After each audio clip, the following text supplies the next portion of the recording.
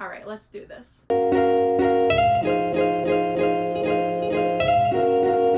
Hi guys, my name is Mackenzie and welcome back to my channel. It is the end of the month, which means it is time to do my monthly reading wrap up.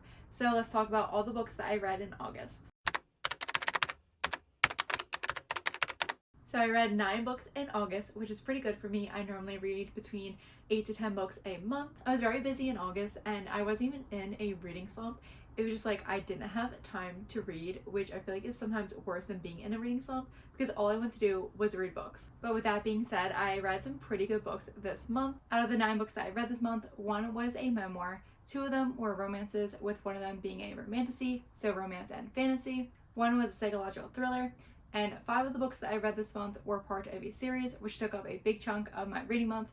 And is also crazy because I never finished series and I ended up finishing an entire series this month. So the first book I read this month is called Everything I Know About Love by Dolly Alderton. This is a memoir and the title is basically what this book is about. It follows Dolly and everything she knows about love. It's about bad dates, good friends, growing up, and learning how to navigate those friendships and jobs, and also trying to find time to find love. This book was so funny yet so realistic. Dolly has this way of writing that it just makes it feel like you're her friend. While I was reading this book, I was just like, wow, it's scary how much I can relate to this, because Dolly talks about her bad experiences with love and how she kind of just sees everyone around her falling in love. And I was like, wow, this is hitting too close to home, because I've never been in love and I've never even been in a relationship. So I always feel like I'm just on the sidelines, like watching my friends fall in love. And this book just like strikes a chord. I think this is the perfect book to read if you're in your 20s, even if you're in your 30s. Honestly, everyone just has to read this book. I normally don't like reading memoirs just because it's about the author's personal stories, but this one I was able to relate to so much and I decided to give this 5 stars. The second book I read this month was The Ballad of Never After by Stephanie Garber. I loved this book so much, and the cover, she is just stunning. And the map, like, I think this book is probably one of the prettiest books that I own. The Ballad of Never After is the second book that follows Once Upon a Broken Heart. And guys, like, this cover is stunning as well. I love pink covers. I got both of these from Blackwell. And I know this one is in paperback and this one is in hardback. But one of my goals is that when I set up my new bookcase, I want to get all the books in hardback. That way I can display them all because they're just too pretty not to display. I know a lot of people say to read the Caraval series first before diving into these books, but I didn't. I just dove right in.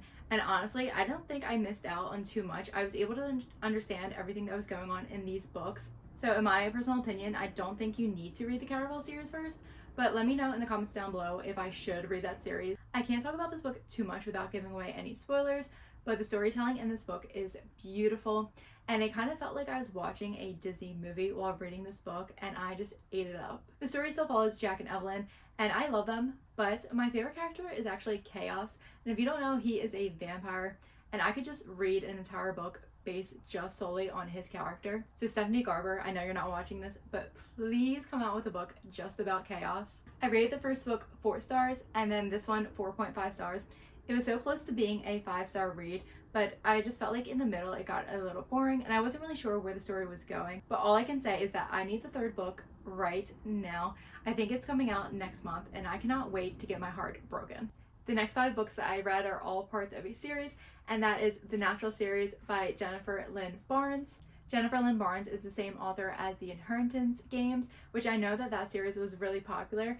I never finished it, but let me know in the comments down below if I should continue that series. This series has been getting so much hype on BookTok and Bookstagram, and I felt left out, and I was like, you know what, I need to know what the hype is about, so I decided to pick up the books this month. Starting out with the first book in the series, this is called The Naturals, and this is basically about a group of teenagers who have this special talent and ability of profiling criminals. One can tell when a person is lying, another one can read emotions, one of them is really good with numbers and data, and 2 of them are profilers. So these teenagers with their special abilities are scouted out by the FBI and invited to be a part of their program called The Naturals. In the Naturals program, the teenagers are set to help solve cold cases for the FBI, but eventually they start working on active cases because for some reason the adults in the FBI suck at their job and they don't know what they're doing, so they had to call up teenagers to do the job for them. The series follows the main character Cassie, who's a natural at profiling people, and she's the last one to join the Naturals. Her mother also went missing years ago, and Cassie has always wondered whether or not her mother is still alive. Every book in this series, the Naturals find themselves in a cat and mouse game with the killer, and they have to use their gifts in order to survive and figure out who the killer is. This first book in the series was so much fun, and I did not see the twist coming at all, and I ended up giving this 4 stars. The second book in the series is called Killer Instinct, and this personally was my favorite in the whole series. This follows the Naturals once again trying to solve a case, but this time the murders take place on a college campus, and this very much gave me fall vibes, but it also low-key reminded me of How to Get Away with Murder. I really enjoyed this one. I think the ending had me on my toes the whole time. It's like one of those moments where your like heart kind of hurts because you're just like, oh my gosh, like what's going to happen? Like you get a little scared. Also, I forgot to mention this, but the first 2 books kind of follow a love triangle, so there is a little bit of romance in these books. And I rated the second book in the series 4 stars. The third book in the series is called All In. I was really excited to read this because this one takes place in Las Vegas, but personally this one fell a little flat for me. I felt like there was too many characters that got involved and too many concepts. It was a little bit confusing to follow what was going on in the story, and then they introduced a cult, and I'm not really a huge fan of reading about cults. I'm pretty sure no one is. So when they introduced the cult, I was kind of like, I don't know where this is going. But I really liked that this one took place in Las Vegas. I still had a fun time reading it, and I ended up giving this one 3.5 stars. The fourth book in the series is called Bad Blood. Every time I see this title, I automatically think of Bad Blood by Taylor Swift. Just be mad, love. Look what you've done. Baby, now we got bad blood. Hey. So this is technically the last book in the series, and then there is a novella, but this one kind of wraps everything up, and you learn more about Cassie and her mother's murder. This was going so well until the ending. Like the twist I did not see coming, but the twists were just so unbelievable that I almost wished that they didn't happen and that it was a little bit more predictable. And real quick, spoiler alert, apparently everyone in this book just ends up being a killer.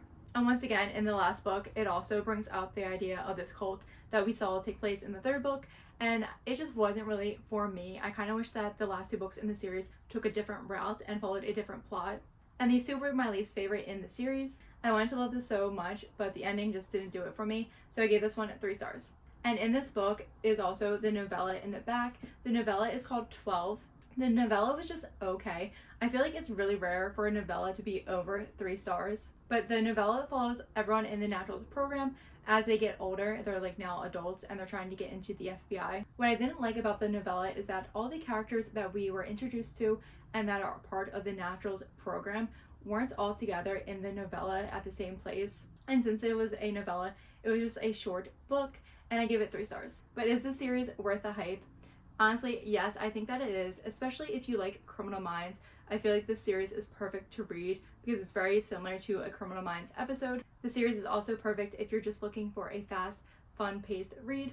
I would say that the first 2 books in the series were my favorites, and last 2 books, even though they weren't my favorite, I still enjoyed the series overall. The characters were so much fun, and I can see why everyone is loving this series right now. The next book I read in August is called Ward D by Freida McFadden.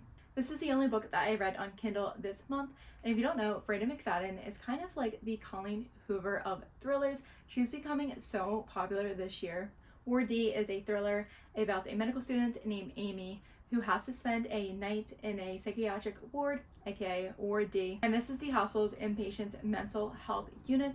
Amy is dreading spending her evening night shift at Ward D because, surprise, she knows and used to be friends with one of the patients that is staying there. As Amy is working the night shift, some of the patients and staff mysteriously start vanishing and weird things start to happen. For me personally, I find that Freida McFadden books are either a hit or a miss for me, and this one was a huge miss. I feel like not a lot actually went on in the story. I found it kind of boring at times. Although I didn't see the twist coming, I find that Freida McFadden uses similar twists in the other books I have read by her. Also, for a book that takes place in a psychiatric ward and follows patients with mental health issues, the representation of mental health was just not great at all and very much lacking. I just didn't vibe with the story at all, and for that reason I ended up giving this book 2.5 stars. And the last book that I read in August was Happy Place by Emily Henry. I feel like I'm the last person to read this book. I feel like everyone has already read it because this came out in April. And let me just say, I started this book the very beginning of August, like August 1st, and I just finished it yesterday on the last day of August. This is a second chance romance book that follows Harriet and Wynne, who are a couple in the story, and they met in college, but 6 months ago they recently broke up and they were engaged. So they broke off their engagement and never told their friends. So when their friends group yearly trip to Maine arrives, Harriet and Wynne decide to pretend that they're still in a relationship because their friends still do not know that they broke up. So Harriet and Wynne end up basically fake dating, and then all these emotions and the feelings that they had previously when they were together come back to the surface. So this is a second chance romance with fake dating, which is honestly like my favorite kind of romance trope. And I love Emily Henry's books. I love the way that she writes. And I know I'm gonna get hate for saying this, but I just didn't love this one. I don't know what it was, but I just didn't vibe with Happy Place. I don't know if I just wasn't in the right mindset or mood when I decided to read this, but this took me forever to get through. I just wasn't really invested in the story, and I couldn't really connect with the characters. I also didn't realize that this contains the miscommunication trope, which is one of my least favorite tropes, because throughout this book, you're basically like trying to figure out why Harriet and Wynne broke up in the first place, because it doesn't tell you right away until you get closer to the end. For me, this book didn't really pick up until page 280, which is over the 50% mark. I don't know what it was, but I just didn't find myself like gravitating to read this book or pick it up. I just felt like there was a lack of chemistry between Harriet and Wynne. Like, yeah, you can tell that they really loved each other, but for me, I just didn't feel like they had much in common, and it felt like they were just really attracted to each other. What I did love about this book, though, were the side characters. I loved the side characters, and I almost wished that the plot took a different route and that it almost just followed the friendships rather than the romance in this book. And I think one of the reasons why this isn't my favorite Emily Henry book is because it did remind me of People We Meet on Vacation, which is my least favorite Emily Henry book because that one also contains the miscommunication trope. I loved the setting of this book. It takes place in Maine, and even though I didn't love this book, I still enjoyed it, and I ended up giving it 3.75 stars, which is honestly still a pretty good rating. I know a lot of people love this book, and I can see why they love it. I just personally didn't vibe with it, and that's okay. But I'm so excited because Emily just announced that she's releasing another book called Funny Story, and I have a feeling I'm going to like that one a lot more. But just in case if you're curious, I have all the Emily Henry books right here, and I'll tell you my order of rankings, which one I like from worst to best. So my least favorite, and at the bottom I have People We Meet on Vacation, and then Happy Place would be in the third spot. My second favorite is Book Lovers. I love Charlie so much. And my favorite all-time Emily Henry book is Beach Read. So those were the 9 books that I read in August. Let me know in the comments down below if you've read any of these books and your thoughts. I had such a fun reading month in August. I'm going to be doing a video where I use a TBR jar to pick my reads for September, so stay tuned for that video. I also just posted a book tour video, so if you want to see all the books that I own or any of the items that I have in my bookcase, be sure to watch that video. As always, you guys know the deal. Follow me on my BookTok and my Bookstagram. Be sure to hit that subscribe button so you don't miss any of my videos. Thank you guys so much for watching, and I will see you in my next video. Bye!